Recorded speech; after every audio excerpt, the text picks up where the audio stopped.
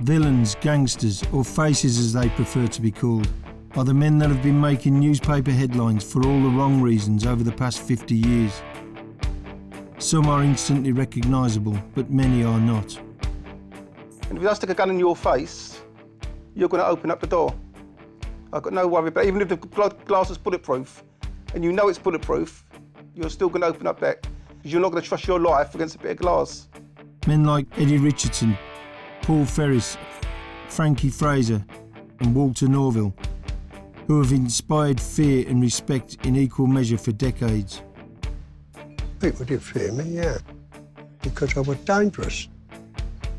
In this new series, some of Britain's most infamous and influential characters have agreed to go on camera and tell it how it was and is. All of a sudden I went, you move, I'll blow your fucking head off. Obviously, like, I didn't know, but big gun in my head like that. I went, ah! So I took a dive when the shot went off, obviously, to get behind my motor. And after I got behind my motor, I waited 2 seconds and I took a dive for the front door. And I slammed the front door behind us and got behind the brickwork. And that's when bullets started coming through the front door. I've had aggravated burglary, torture, people being kidnapped and broken legs, broken arms, blackmail, racketeering, extortion. I've been done for everything you can think of. I'm not an electrician or a plumber or a dentist or anything like that. I'm a crook. And I get back into serious crime. And it paid dividends for the next 5 years. My name is Bernard O'Mahony. I was a friend of the Kray twins and a member of the infamous Essex Boys firm. I know this world, I know the faces, and I'm going to give you a no-holds-barred history of the British criminal underworld.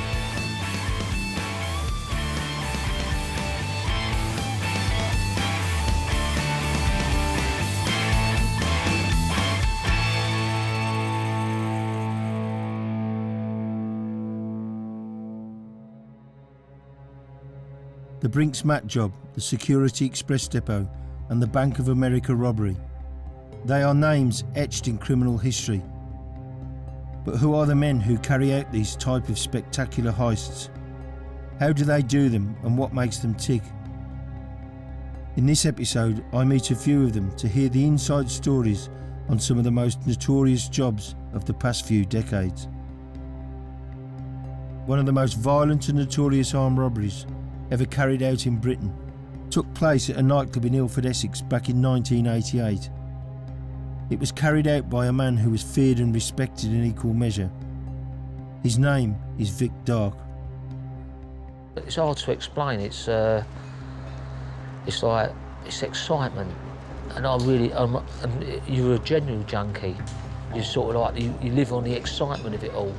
You believe in your own, like carrying a 38 underneath your arm. You believe in your own gangster sort of untouchable. You're in this shell and you think you're untouchable. You know, you really do think you're untouchable. After a string of armed robberies across Essex and the South East, Dark and an accomplice set out to rob the Penthouse nightclub in Ilford in September 1988. It was supposed to be an easy job. Go in, grab the cash from the night's takings and leave quickly. What happened has gone down in the pages of criminal history. So what happened that night in Ilford? I'm bored out of my head. Said there's about 25,000 or 30,000, which was quite a lot of money at the time. They said all you got to do is walk in and wrap a couple of people up. We've got people in there, let you in the back door. I said no problem. So I went up there, all rucksacked up, because as you go up in the lift, you'd be met by a doorman. And obviously I went up with a rucksack on my back, with my clothes in. I was put in a room, and the fella said he was going to let me out with three knocks. And obviously he let me out, it was a Caribbean dude. And he let me out, it was about 120, probably, I think it's 140 people was in the club when I come out, which was supposed to be 3 people. And it just turned into mayhem. I was chinning people left, right, centre. As I was laying them all down, they thought it was a joke. You know, obviously I've got a balaclava on, and I'm saying to this big, tall, black kid, I'm going, get on the floor, and he's looking at me like that. I went, get on the floor, and obviously I went bang. And all of a sudden in the statements, he says, I see Omar suddenly hit the floor, you know, and then obviously they realised it was real. You know, and I started, obviously, well done martial arts. I run and kicked some geezer in the chest and he flew back. And then I just said to my mate, just rip the phones out. And as I walked out, the first thing I see is a bow tie, so I hit him with an elbow, he went straight down. And then walked onto the dance floor, and then obviously the geezer with me decided to shout my first name out. Well, I thought he was ripping out the funds. Obviously, as I went like that, the geezer grabbed the gun. And, Who grabbed the gun? The nightclub owner. The manager? Yeah, so it was, I can't really say it was me or it was him, but he got shot. So, Where was he shot? Apparently went through his thumb, one through his arm, one in his stomach. So, but it wasn't intentionally. It wasn't like weren't done like blatantly to hurt him. Just in the struggle. In the struggle, what happened? Yeah. Dark's accomplice was also shot in the melee, and hearing the sirens of the first police vehicles arriving, he decided it was time for them to leave, and so he carried his partner down the stairs to the street. As I walked out, I was carrying him, and I had him across my shoulder. So as I'm walking, I think, oh, we've got away with this, and all of a sudden, obviously police cars, they go, that's them over there. So I picked the gun up, and they all sort of all backed off, and the cars were safe from me to say, back there, and I just said to them all back, or shouting out, go back, so all the police cars reversed back. And then as they were reversing back, I went round the corner to get into the car, and then obviously a police car pulled up in front of me, and I went to take the policeman out of the car, and as I went, I looked up, and all the police cars were there, so I thought, I've got no option, so I put him back in the police car, put my mate in the police car, and that was off. So I went through Ilford about 100 miles an hour. Simon's going, so I just said to the copper, I put a gun in his neck, I said, look. Was the policeman driving you? Yeah, best rally driver I've ever had. No, Doesn't work there, does he? No, but he was a fucking good driver, I tell you. He wasn't, oh, serious, I ain't joking. He was fucking motoring through he was going through red traffic lights, we went over roundabouts. Obviously, I'm surprised that he was like, so anyways, What was you saying to the policeman? I just put a gun in his neck and I said to him, tell him to back off. So, obviously I could see all the sirens, it was going 100 miles an hour, and all of a sudden there's a big bang. And it just missed his head and blew the window out. But the gun went off? Yeah, it went off and blew the window, not intentionally, blew the window out. So he really thinks that I've done it for purpose. So obviously now he's turned into he's like Lewis Hamilton. Eventually they were able to get some distance between themselves and the police chasing them, and they pulled up in a residential street to change getaway cars. I went to the front door and this Irishman comes to the door. But you just went to random house and banged the door? Yeah, so I put a gun in the back of the policeman's back. I said, tell him you want his car. So the policeman was saying to the Irishman, I want your car. And being a typical Irishman, he was going, what are you talking about? What do you want my car for? And I went, just give him the fucking car. Anyway, so he went and got his keys, come back out. So as he's looked, and the copper, instead of going, sort of taking the keys, I had two guns. So he went to give me the keys. Well, I can't take two handguns, two 38s, I was like that. Sort of like that, the two 38s. And he's looked at me, the Irishman, I've looked at him, and I didn't realise he's only got his underpants on, which was quite funny, right? So I said, you're coming and all, mate. So the Irishman said, who, me? I went, yeah, you, come here. I grabbed him. He had a vest on and his underpants, poor bastard. So I've got a policeman, an Irishman, a shot man and myself. Then we're off again. So all of a sudden, he's going left, right, and I didn't know where I was. So the person with me is going, Vic, I've been shot. I told him to shut up. So then he's going like that with his fingers. So we're doing about 80 miles an hour and we hit a wall. So the car was like smashed up like that. So he's jumped out, the policeman. I looked at him and went, go fuck off, because I don't need him no more. I see a couple of police cars in front of me, sort of all come up, load of police cars. So I looked round like that and I thought, oh fuck it, I'll take another police car. You can see in the depositions, I ain't bullshitting, so I started running like that. And I could see all the coppers' faces looking in the police cars. They was all looking at me like that. And they was going, this geezer's running at me with two handguns. And obviously I was like that. And I went, poosh. shot at them, and they fucking went, just, they started going everywhere then. So I couldn't catch the police cars. So I turned round, went back, and there's a, I shouldn't make a joke of it, there was a Chinaman. And it was like what he called Chinese takeaway, so. So anyway, so I walked up, put the gun to the Chinaman's head, I said, get in. And there's a bird, right? His bird's going, I want to come. I went, fuck off, you ain't getting in the car. So I get somebody, mate, throws him in the car. It was like saying, it was fucking mad. So the bird's, I've got my foot, and I'm pushing this fucking bird out, trying to get in the car. She's trying to get in the car, I've took her old man hostage, and she's trying to get in the car with me. So I'm getting my foot and pushing her out the fucking car, because I don't want to take her hostage. Anyway, so the geezer chucks him in the back. He gets to the safe house. So I froze him. So what I'd done, I remember throwing the door open like that, because obviously all the cars were behind us. I didn't want to know where he got out. So also I stopped. He ran into an house, which was a safe house. And I just kept on going. And then after that, kept throwing the door open, kept throwing the door open, kept throwing the door. And then I realised it was like a big snake. Like it was about, must have picked up about 10, 15 police cars, maybe more. And I knew it's a matter of time before I'm going to walk into a roadblock, and obviously they're going to try and iron me out, so I ain't stupid. And so I thought, so what do I do next? Dark eventually took refuge in an open field, where he hoped he could lie undetected until things quietened down. But freezing cold and wet, with hypothermia setting in, he was unable to remain hidden any longer, and so he made a run for it across the field and was arrested. And there the events of the day should have ended, but they didn't. I'll get Nick, take me back to the police station, so I thought, fuck it, I'm going to get out of this, I ain't going to stay here. So they moved me quick in a van. So I get charged, go to court, put in a prison van, like a protective van, and it had a big net on it. And at the time, it was a racket cover, and I thought, how the fuck can I get this off? And I just went like that. I'd done it. At the time, I was a lot stronger than I was now. And I went like that, and it went ting, and I couldn't believe it, just fell through. But now I've got the metal side of the van. I've got 2 years for this, 2 years concurrent. I was sitting there like that, and I've waited, and the 3 coppers in the front, and I didn't realise they had police cars behind me. And I jumped up, ripped the side of the van off. I've got the paperwork there, you can see it, I ain't lying. So I ripped the side of the van off, and they couldn't believe it. The coppers sort of looked round like that, and I fucking ripped the side of the van off. I don't even done it. I just ripped the side of the van off, and where I'd done martial arts, there was about a window like that. I kicked that out, that went out. So I thought, fuck it. So, but the only problem, where it was small, I tried to get through like that.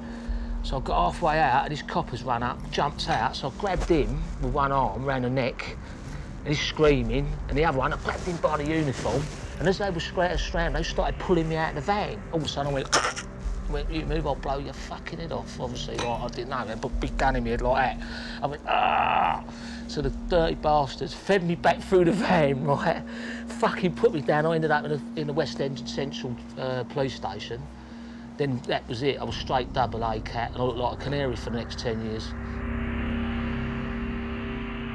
After 19 years inside as a high-risk double Cat A inmate, Vic Dark was eventually released and met at the prison gates by his brother. And I remember sitting there, and I was in the reception, and I didn't want to ask the screws because I kept going, you know, I'm thinking to myself, he's going to be here, and all of a sudden I heard the screw walk and go, fucking hell, you see that big Bentley turn up outside, the Bentley Vazoo, and I knew it was my brother's, and I thought, yes. So I walked outside, got a big bottle of champagne, give it all that, yeah, you know what I mean, one of those ones. You see them all looking out the window going, you flash cunt, you know what I mean, but what a nice way to come out, you know. And talk about rubbing it in their faces, you know. But I remember the screw walking and going, fucking great big Bentley out there, convertible, I ain't never seen nothing like it. And it was my brother, wasn't it? I thought, well, yeah, I've arrived, you know.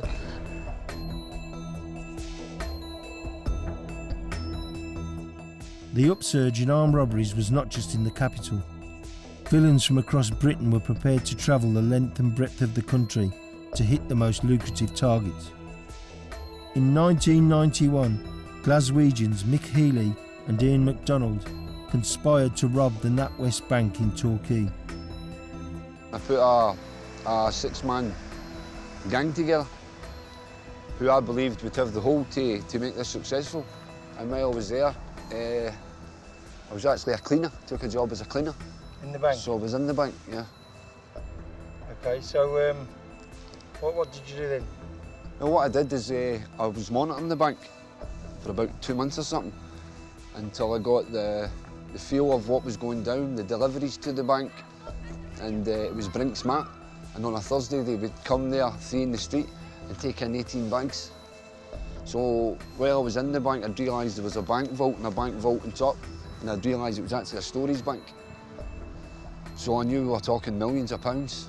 And when I was a cleaner in the bank, I used to go up on top of it, and it was all bonds worth millions of pounds, but they'd all been cash, so I knew this is really, really big. Okay, so you got your team together, and Yeah. who did that include? My brother, Jim Healy, Blink McDonald, Mickey Carroll, Rob Harper, and Thomas Garrigan. Blink McDonald was involved in crime from an early age and was a member of the Stanley Knife gang with Paul Ferris. He got his nickname because his enemies said that he would shoot you in the blink of an eye. The time I'd reached 30, I'd had a pub up in Springburn with the missus at the time, and Mick Keeley was on the run for the nick, and he came up to the pub, and he offered us to what to be in the team that was going to carry out a robbery in Torquay. It was £6 million, and it didn't take me long to say yes. And Mick went away, then he came back. Then we all travelled down to Torquay, and my missus at the time came down with my son, and we were all staying in a caravan park and painting. We were there for 2 weeks just posing as tourists while we were eyeing up this bank. Well, what we did is we put ourselves in a 3-mile radius of the actual bank, and went about getting the getaway cars,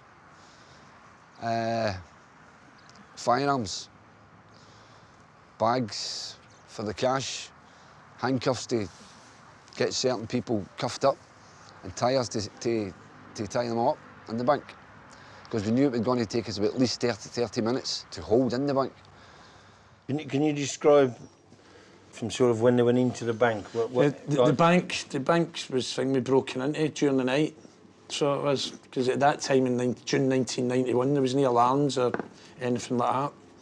And it was broken into during the night. And there was a hidey hole constructed at the back staircase where the vault was. And the staff came in the morning, they opened up the vault, and everybody jumped out, rounded up the bank staff. We'd actually taken the bank manager into the bank, brought him back out again. He said he didn't have the key for the bank vault. But we'd actually got into the vault, but there was a security part that nobody knew anything about. And that had actually stopped us from getting to the cash, and the security, what do you call them? The little silver boxes, deposit boxes. All them were on the left and the cash was on the right in the cages. And we were so close to it. And when we came out, I took an independent person out and asked that person to identify the person who's actually got the key of this. And that person had turned around and said, that person there, which was the person I had already in the bank vault in the beginning, which is the bank manager. So a female identified him as having the key. At that, I thought he probably thinks we're having a joke, so I discharged the firearm. I basically told the person it's not a fucking joke. Unable to get into the vault, the gang fled. Blink was arrested in the caravan park, but managed to escape and went on the run back up to Glasgow. After 5 weeks, I came to this same restaurant where we were sitting just now, and my missus had came, and I came in half an hour after it, and she says to us, have you been followed? I went, don't be silly, you know what I mean? But 10 minutes later, a guy and a woman walked into this same restaurant and sat at the table next to us. And I says to her right away, I went, undercover cops. And she went, don't be silly, they're a lovely couple. So 3 hours later, the lovely couple were the first people jumped at this table here, right in top of us. And all the other diners, there was 5 guys posing as just celebrating, thing with passed his driving test, blah, blah, blah, blah. Load of crap. They were cops and they were all armed.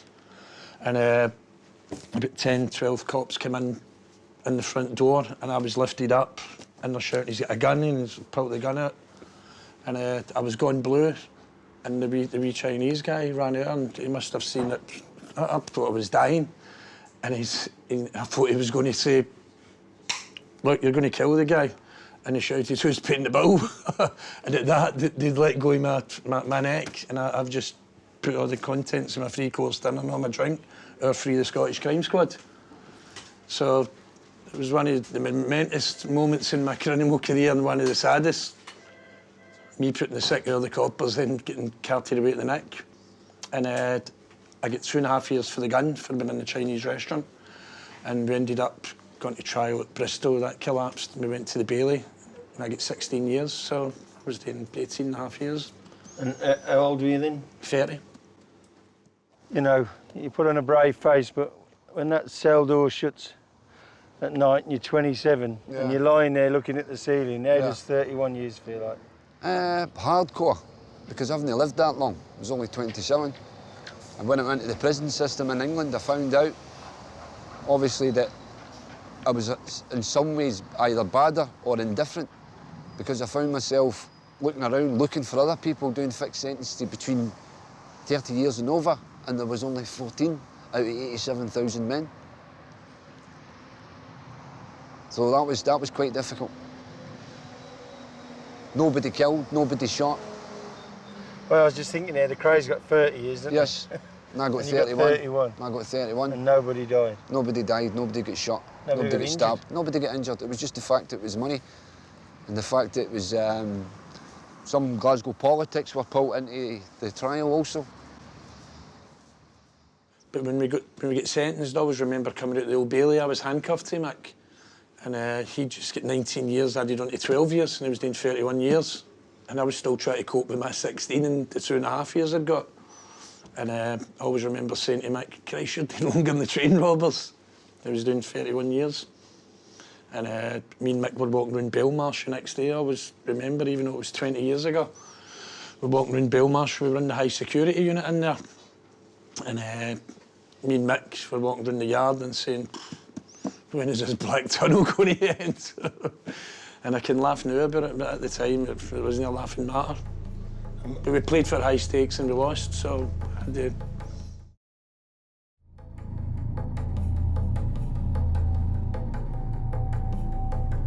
Like Blink McDonald, Angelo Hayman was an armed robber who'd enjoyed a lucrative career, knocking over post offices and banks in London.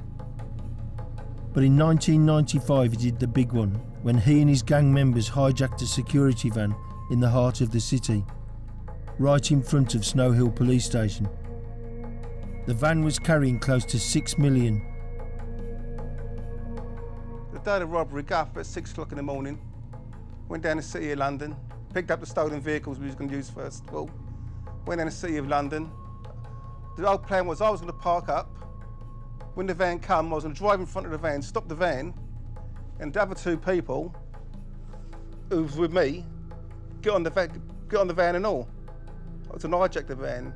So what happened was, the funny thing first of all was, I'm by the Old Bailey, and it's like a great big round car park there. I was parked there waiting for my time for the van to come.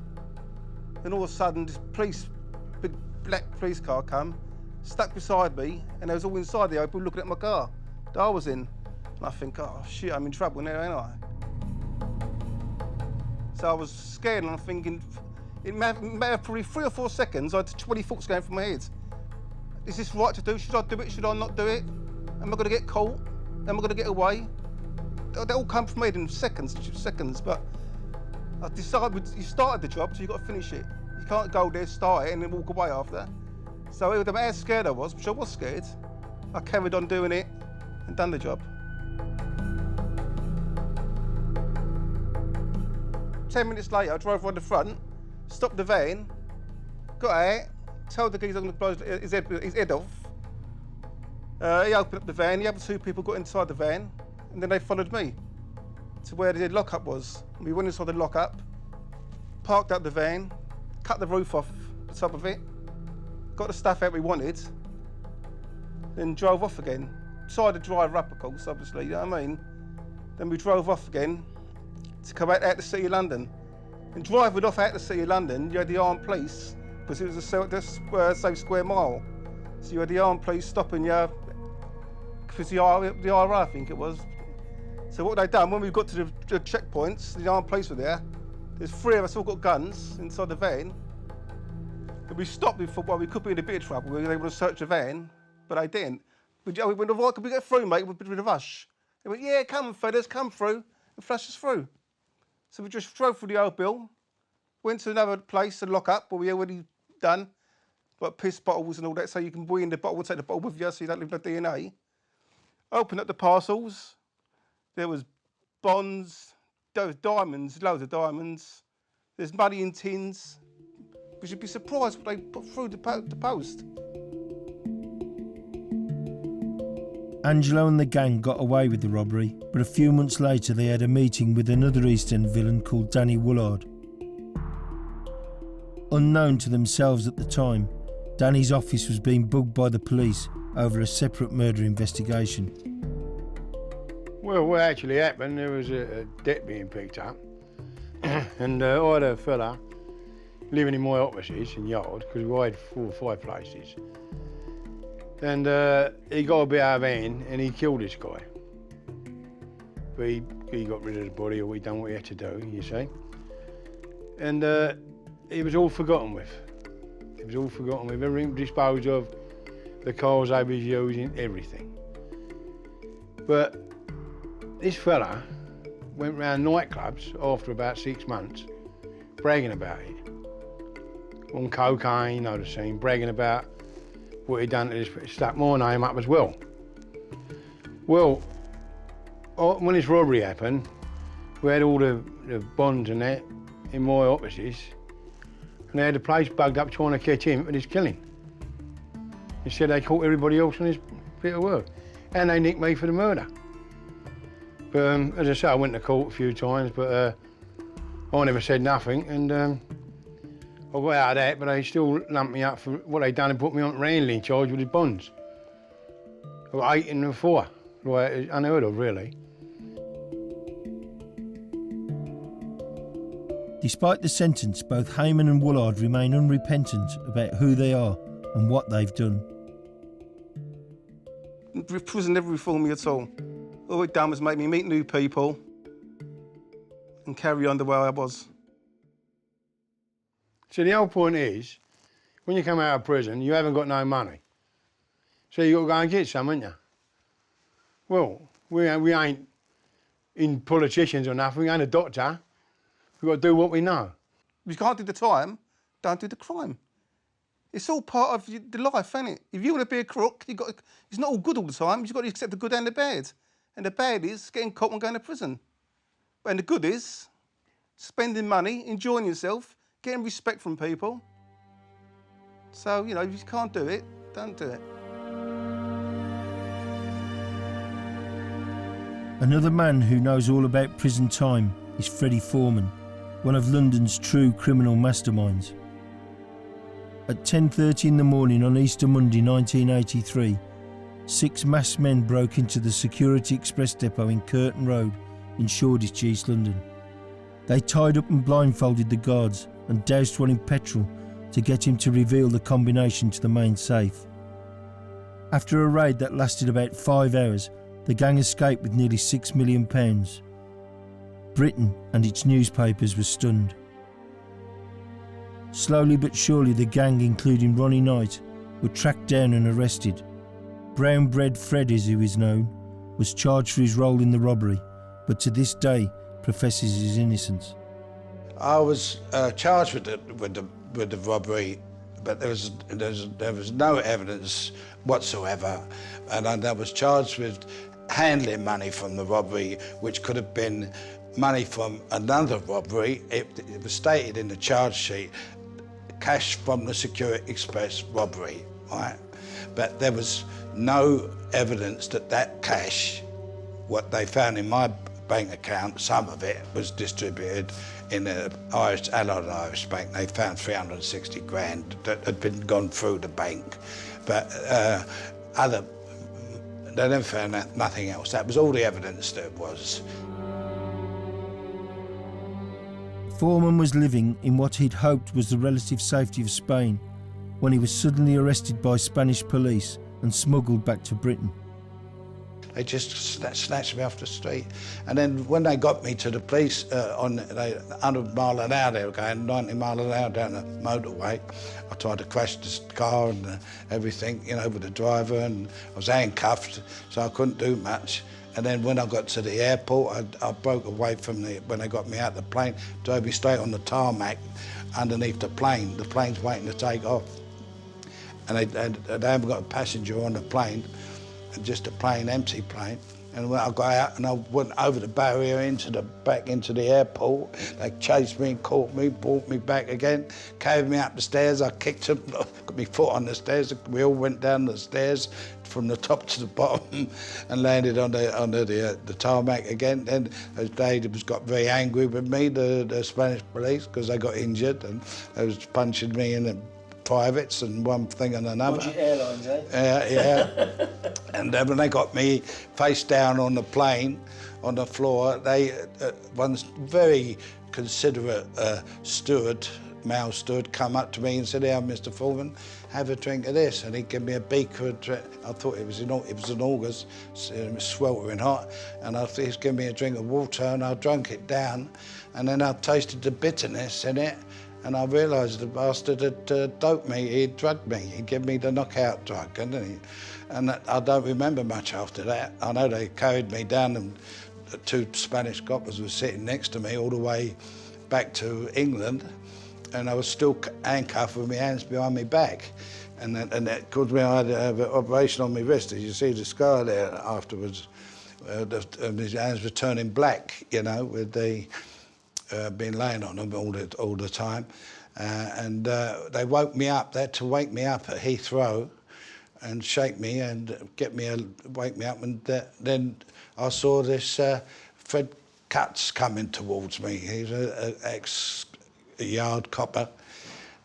He's an now, he's retired now, but he was walking towards me with a string of other coppers, and they took me off the plane in my shorts and my T-shirt, and there was a bank of photographers all around the airport, all taking photos of me, and on the news that my grandchildren was back over in Spain. They were saying there's Papa Fred there on the news, on the Spanish news, you know.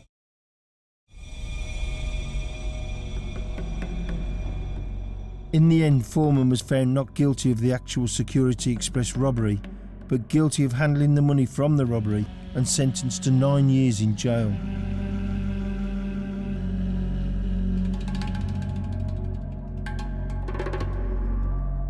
The millions of pounds from the Security Express job and the Brinksmat robbery later that year were used by the crime bosses to buy drugs, including ecstasy. They flooded the city's club and rave scenes, places like Raquel's in Basildon, where I ran the doors. When I first started working here, people used to put up with the violence, you know, like the local heroes. And I didn't think that was working, so I suggested that we dealt with them. And most of the people who initially caused trouble in here ended up exiting. That's where the dance floor was, on the second floor. And so we used to put them out through the fire exit and down onto this staircase. And they'd exit the club via the concrete staircase, usually head first through these doors out into the street. Raquel's had a reputation for violence that was known throughout the southeast. Queues for ambulances often outstretched the nearby taxi rank. The club was extremely violent, but it wasn't unusual for people to be knifed. A guy from Leeds come to the door one night and he was refused entry. And he pulled out a fisherman's knife. I don't know what a guy from Leeds was doing with a fisherman's knife, but he had a fisherman's knife and he started waving it about.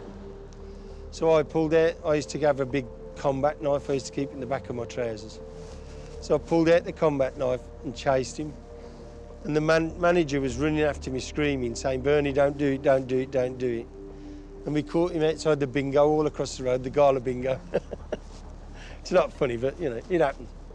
And he was stabbed 2 or 3 times in the thighs and he was cut sort of from the left side of his mouth to his right ear and left on the pavement. And people say, you know, I'm older and wiser now and it's wrong, but if you don't take, you know, if there's a guy waving a knife at you and you don't do anything, you know, the chances are he's going to stab you. So they used to choose the way it went. They pick up a bat, we'll pick up a bat. If they pick up a knife, we'll pick up a knife. They came with guns, you know, and we had guns in the club in the ceiling, in the reception area.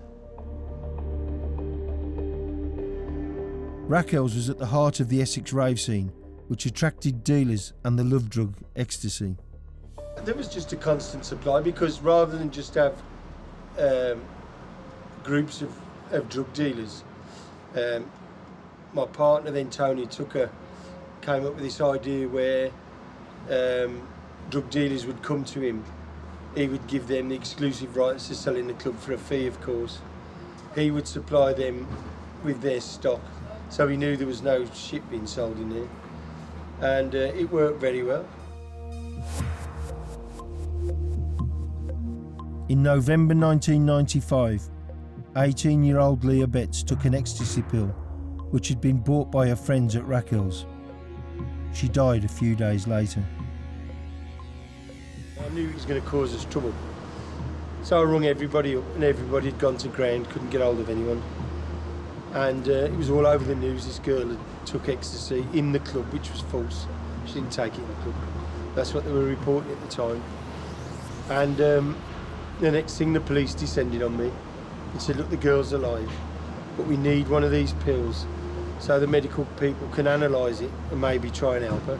And I didn't even think about it. I said, I'll get you one. But my partners took her, Tate and Rolf, well, more so took her. Had the ump over it, because you're fucking helping the police, you're a wrong and you're, oh no, shut up. It's a fucking 18-year-old girl, do you know what I mean? So we fell out over that. And then the threat started threatening me. We're going to do this. I said, you know where I fucking live? What are you ringing me up for? If you say you're going to do it, just do it. Stop ringing me up and pestering me. And I was pulled in by the police on the 6th of December. And they said to me, look, it's called an Osmond warning, where they tell you that someone's going to kill you or there's been a threat to kill you. And he said, these people, you know, we've heard they're going to do you, and obviously you know what they're like. There's a good chance that they'll carry it out. And I said, it's all fucking talk.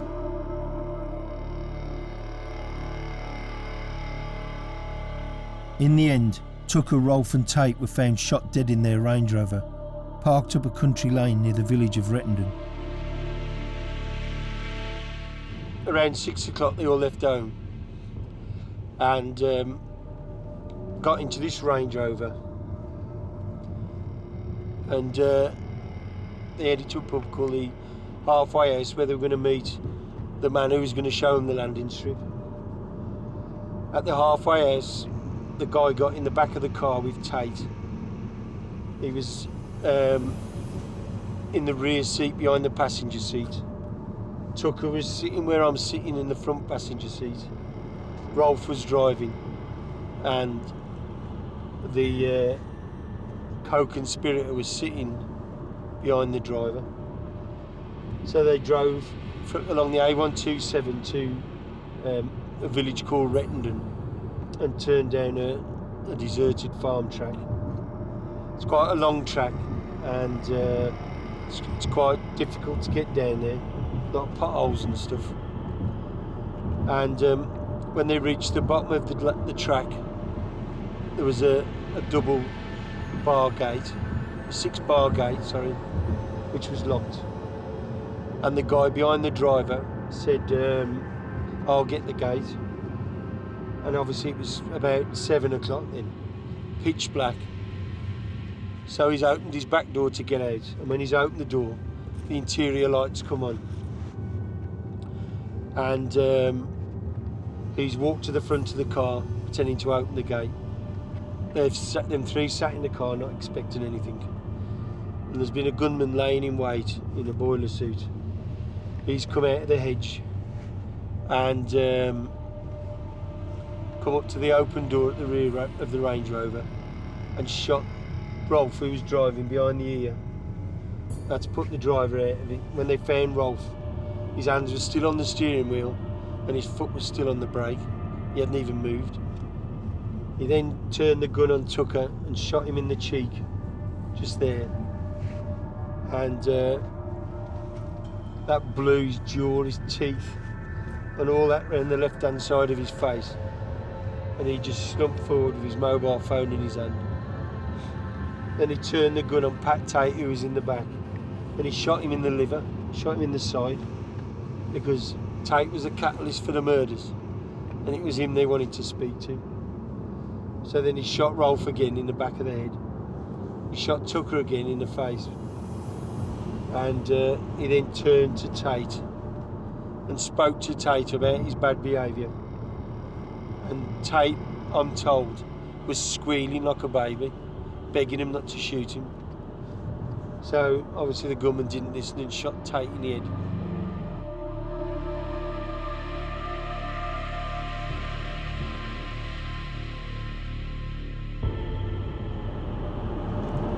How do you know all that? Because I do.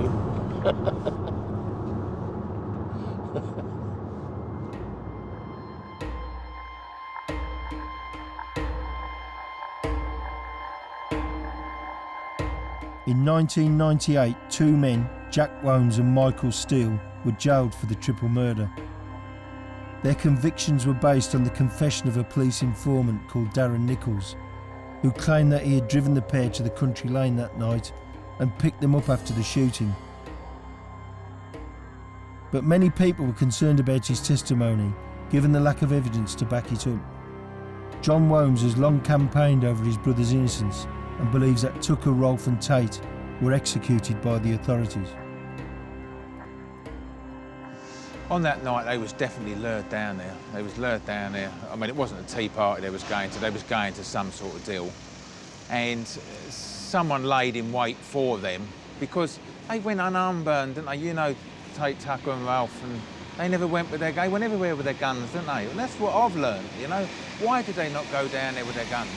Who was they meeting? They must have been meeting someone that didn't know that they was armed.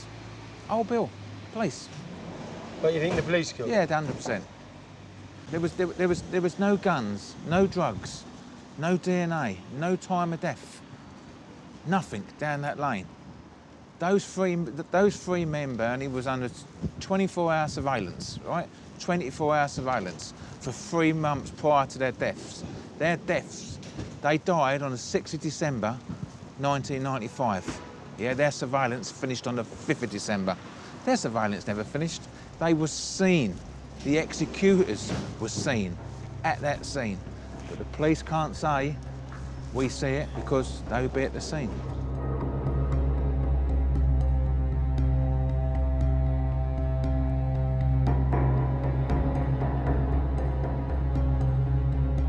To be a villain, I thought, was to be a somebody.